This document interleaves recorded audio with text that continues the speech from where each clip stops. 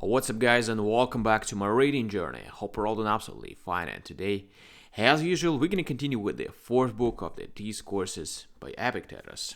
And today, I'll read to you the chapter 12 on attention. So, let's get started.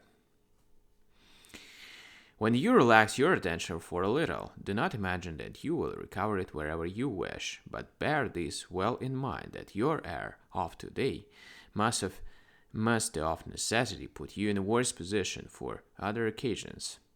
For in the first place, and this is the most serious thing, a habit of inattention is formed, and next a habit of deferring attention.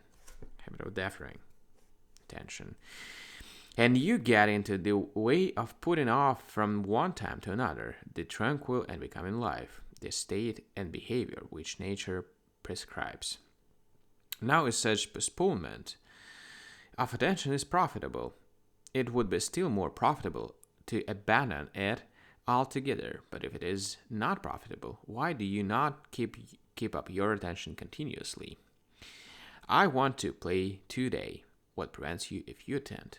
I want to sing. What prevents you if you attend? Is any part of life excluded on which attention has no bearing? Any that you will make worse by attention, and better by inattention?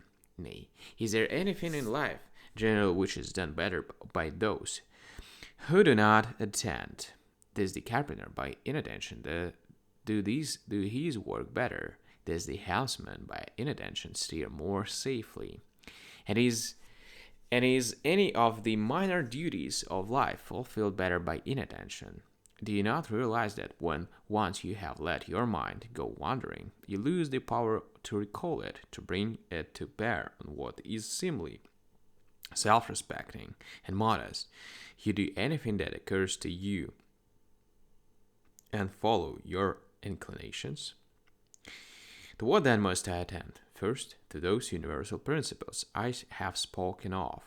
These you must keep at command, and without them neither sleep nor arise, drink, nor eat, nor deal with man. The principle that no one can control another's will, and that the will alone is fear of good and evil. No one then has power to procure me good or to involve me in evil, but I myself alone have authority over myself in these matters. So when I have made these secure, what need have I to be disturbed about outward things? What need have I to fear tyrant or disease, or poverty, or disaster? But I do not please so and so. Well, is he my doing? Is he my judgment? No. What concern is it of mine then? Nay, but he is highly thought of. That will be for him to consider, and for those who think much of him. I have one whom I must please, one to whom I must submit myself and obey, God and those who come next to God. He commanded me to myself, and made my will subject to me alone, and gave me rules for the right use of it. And if I follow these in syllogisms, I pay no heed to anyone who contradicts me. If I follow them in dealing with variable premises, I pay regard to no one. Why then am I annoyed by those who criticize me in greater matters? What is the reason for this perturbation? It is none other than that I have had no training in this sphere. It is none other than that I have had no training in this sphere. For every science is entitled to despise ignorance in the ignorant, and this is true of arts as well as our sciences. Take any shoemaker, any carpenter you like, and you'll find he laughs the multitude to scorn when his own craft is in question. First, then, we must have these principles ready to our hand. Without them, we must do nothing. We must set our mind on this object, pursue nothing that is outside us, nothing that is not our own, even as he that is mighty has ordained. pursuing what lies within our will, and all else only so far as it is given us to do so. Further, we must remember who we are and by what name we are called, and must try to direct our acts to fit each situation and its possibilities.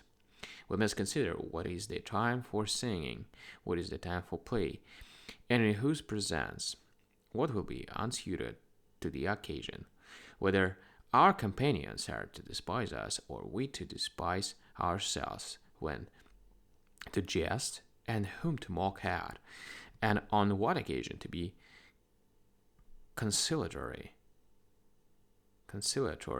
and to whom. In a word, how one ought to maintain one's character in society. Whether you swerve from any of these principles, you suffer loss at once, not loss from without, but issuing from the very act itself.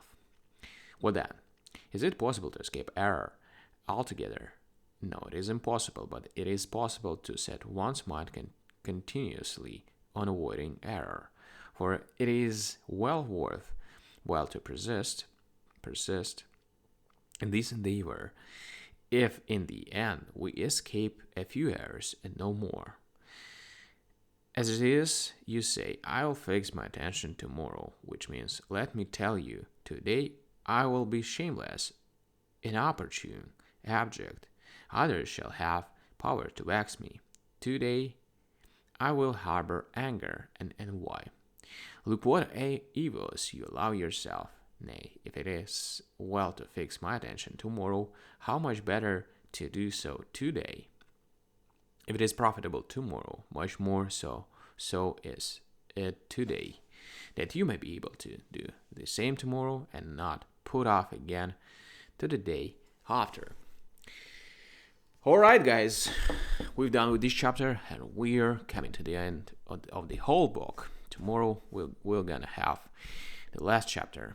So, see you tomorrow. Thank you for joining me in this video. Bye.